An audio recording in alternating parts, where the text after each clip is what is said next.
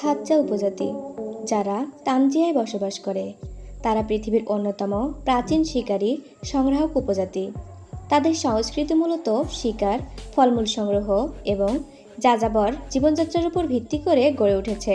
তারা প্রকৃতির সাথে গভীর সম্পর্ক বজায় রাখে এবং তাদের জীবনযাত্রা খুবই সহজ সরল এবং ঐতিহ্যবাহী। এই উপজাতি এমনই একটি উপজাতি যারা প্রাণীদের মলমূত্র মেশানো খাবারও খেয়ে থাকে। বন্ধুরা, আজকের ভিডিওতে আমরা জানব এই হাজ্জা উপজাতির সংস্কৃতি ও জীবনযাত্রা, খাদ্যাভ্যাস, জন্মদান পদ্ধতি, স্বাস্থ্য ইত্যাদি সম্পর্কে। তাহলে চলুন শুরু করি আজকের ভিডিও। হাজ্জা উপজাতি মূলত তানজিয়ার উত্তর পশ্চিমাঞ্চলে বসবাস করে, বিশেষ করে লেক আয়াছি এবং তার আশেপাশে। তারা আফ্রিকার শেষ শিকারী সংগ্রাহক উপজাতিগুলোর মধ্যে অন্যতম। তাদের বসতি সাধারণত আয়াচি উপত্যকা এবং সংলগ্ন মালভূমি এলাকায় দেখা যায়। প্রায় 50,000 বছর ধরে তারা এই অঞ্চলেই বসবাস করে। হাজ্জা উপজাতির কোনো নির্দিষ্ট আবাস নেই, অর্থাৎ তারা হচ্ছে যাযাবর।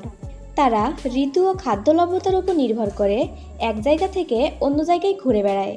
তারা একটি ঐতিহ্যবাহী জীবনধারা বজায় রেখেছে, যেখানে আধুনিক সমাজের প্রভাব তুলনামূলকভাবে কম এবং মাত্র 150 বছর থেকে তারা আধুনিক যুগের সাথে যোগাযোগ করে আসছে।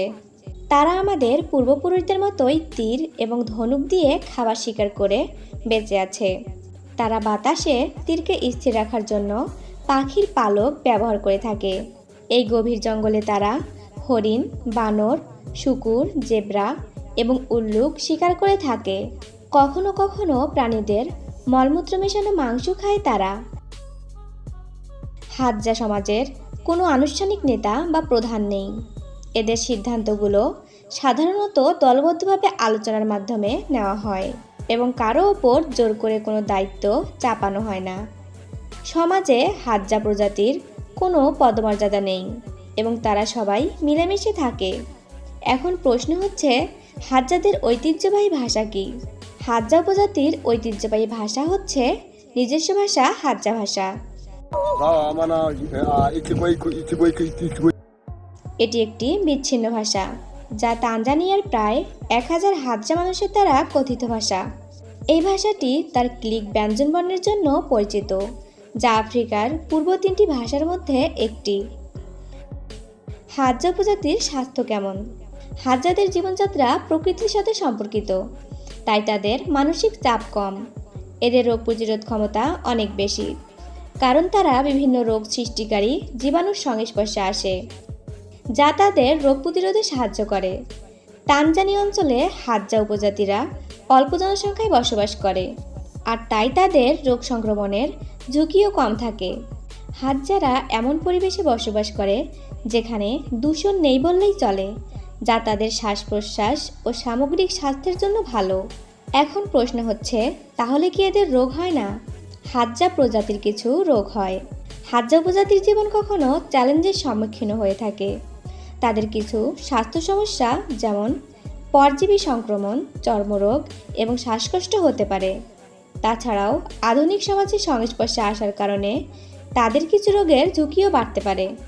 হাজ্জা প্রজাতির সন্তান জন্মদান পদ্ধতি কেমন? হাজ্জা প্রজাতির সন্তান জন্মদান পদ্ধতি অন্যান্য জাতি থেকে বেশ ভিন্ন। তারা সন্তান জন্মদানের জন্য নিজেদের বাসস্থান বা তাঁবুতে না গিয়ে প্রকৃতির কাছাকাছি খোলামেলা জায়গায় যায়, যেখানে তাদের পরিবারের নারী সদস্য ও অভিজ্ঞ ধাত্রী থাকে। সন্তান জন্মদানের পর তারা নাভিরজ্জু কাটার জন্য ধারালো পাথর ব্যবহার করে থাকে। হাজ্জাদের ঐতিহ্য সংরক্ষণ। পৃথিবীর অত্যন্ত প্রাচীন আদিবাসী হচ্ছে হাজ্জা সম্প্রদায়, আর তাদের এই ঐতিহ্য সংরক্ষণের জন্য এবং জীবনযাত্রা টিকিয়ে রাখার জন্য বিভিন্ন ব্যবস্থা নেওয়া হচ্ছে। তো বন্ধুরা, আজকের ভিডিও এই পর্যন্তই। ভিডিওটি ভালো লাগলে সাবস্ক্রাইব করে পাশেই থাকুন।